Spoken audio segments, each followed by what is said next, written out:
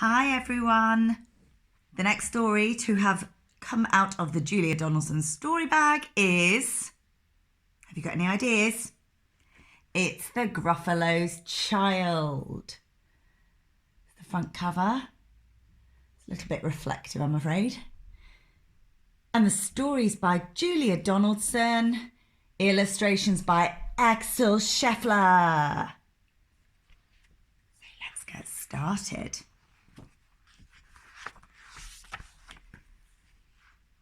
The Gruffalo said that no Gruffalo should ever set foot in the deep, dark wood.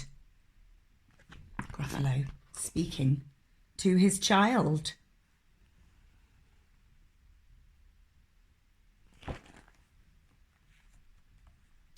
Why not? Why not? Because if you do, the big bad mouse will be after you. Almost said big bad wolf. Get with the story, Miss Hamilton. I met him once, said the Gruffalo. I met him a long, long time ago. What does he look like? Tell us, Dad. Is he terribly big and terribly bad? What's the Gruffalo going to tell his child? Do you remember? From the first story.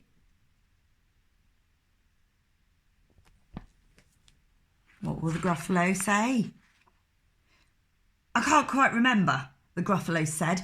Then he thought for a minute and scratched his head. Oh dear, the child looks rather worried. The big bad mouse is terribly strong and his scaly tail is terribly long. His eyes are like pools of terrible fire and his terrible whiskers are tougher than wire. He's painting a picture in the imagination there of a fearsome creature. How would you feel if you were the Gruffalo's child? One snowy night, when the Gruffalo snored, the Gruffalo's child was feeling bored.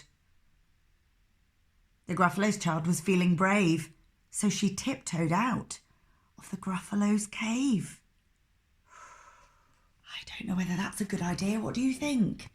Gruffalo's fast asleep and the child is tiptoeing out into the snowy wood and the darkness. The snow fell fast and the wind blew wild.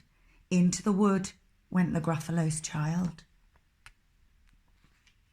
Aha, aho, a trail in the snow.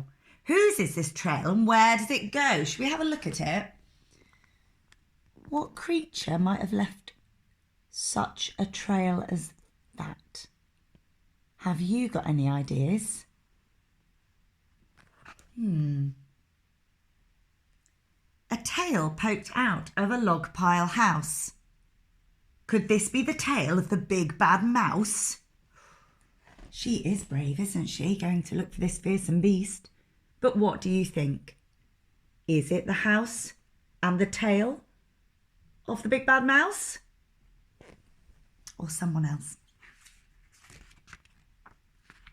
Out slid the creature.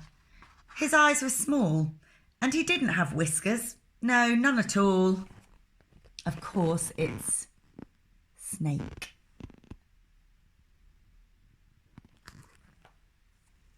You're not the mouse. Not I, said the snake.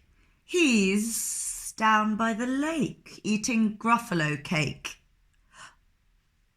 I might head home if I was the Gruffalo's child at this moment. Gruffalo cake? I shouldn't have thought she would like to become a cake.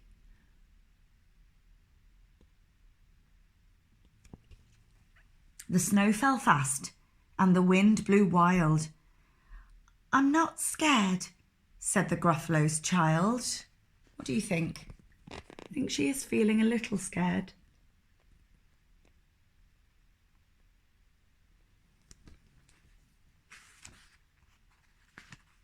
Aha! Oh-ho! Marks in the snow. Whose are these claw marks and where do they go? Two eyes gleamed out of a treetop house. I'll just show you this illustration. Claw marks. That's a clue, isn't it? What creature has sharp, long claws like those? Two eyes gleamed out of a treetop house. There's another clue. Could these be the eyes of the big bad mouse? Do you think in a treetop house? Who's it going to be? There's the picture. I think you've probably got it now, children. Down flew the creature, definitely not a mouse. His tail was short and he didn't have whiskers of any sort. You're not the mouse. Too-hoo, not I, but he's somewhere nearby eating Gruffalo pie. Gruffalo pie.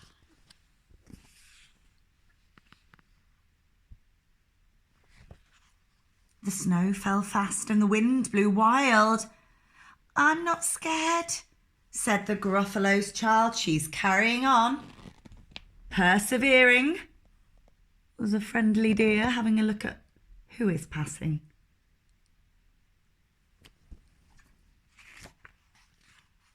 Aha! Oh-ho! A track in the snow. Whose is this track? And where does it go?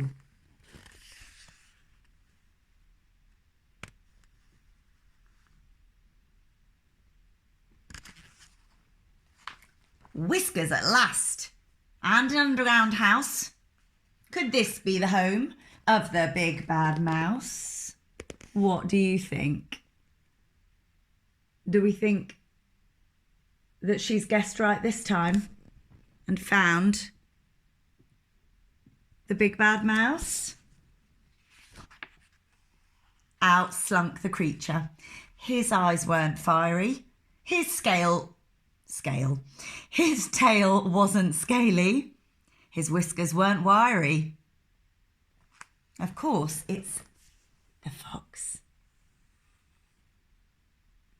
Wondering why he's being visited by a little Gruffalo, I expect.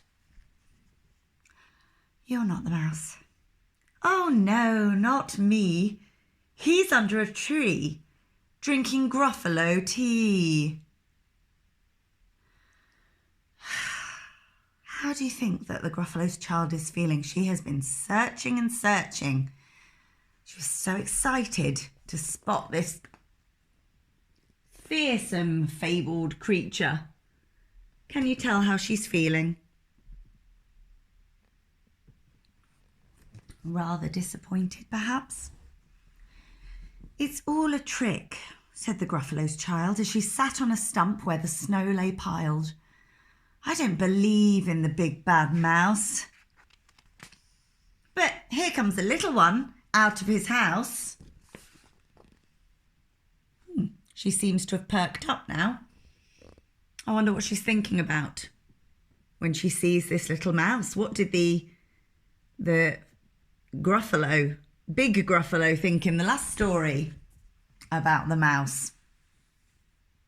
Here comes a little one out of his house. Not big, not bad, but a mouse at least. You'll taste good as a midnight feast. That's not good for the mouse, is it?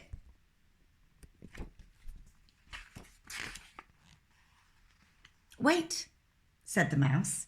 Before you eat, there's a friend of mine that you ought to meet. If you'll let me hop onto a hazel twig, I'll beckon my friend so bad and big. Could it be? Will it be?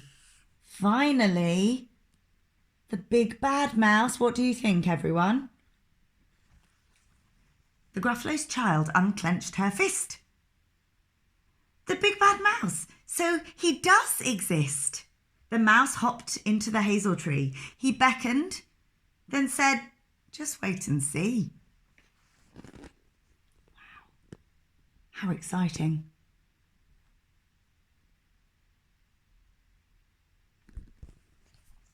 What do you think's going to happen? Out came the moon. It was bright and round. A terrible shadow fell onto the ground. And you can see the Gruffalo's child is leaping into the air in fright, in terror, as she sees this enormous looking, fearsome looking shadow. Absolutely terrifying. Who is this creature, so big, bad and strong? His tail and his whiskers are terribly long. His ears are enormous, and over his shoulder he carries a nut as big as a boulder. I shouldn't hang around, little Gruffalo.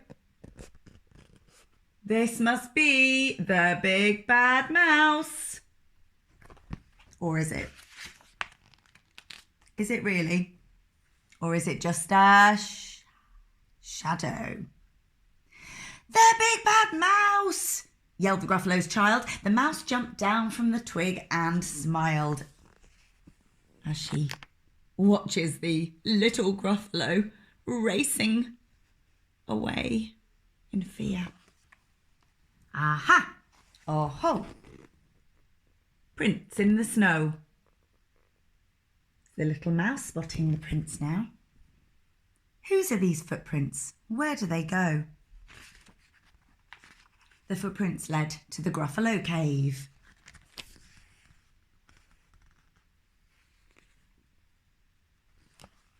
Where the Gruffalo's child was a bit less brave.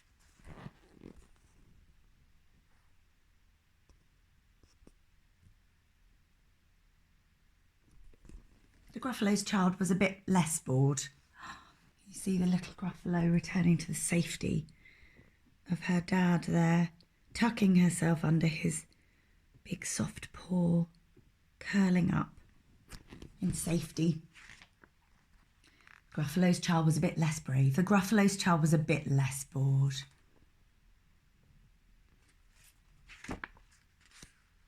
And the Gruffalo snored and snored and snored. And there they are together, fast asleep. Gruffalo's child feeling much safer there. And there's our hero, the little mouse with that regular sized nut. Not actually as big as a boulder at all. That was a trick, wasn't it? Clever little mouse. A cute little baby Gruffalo.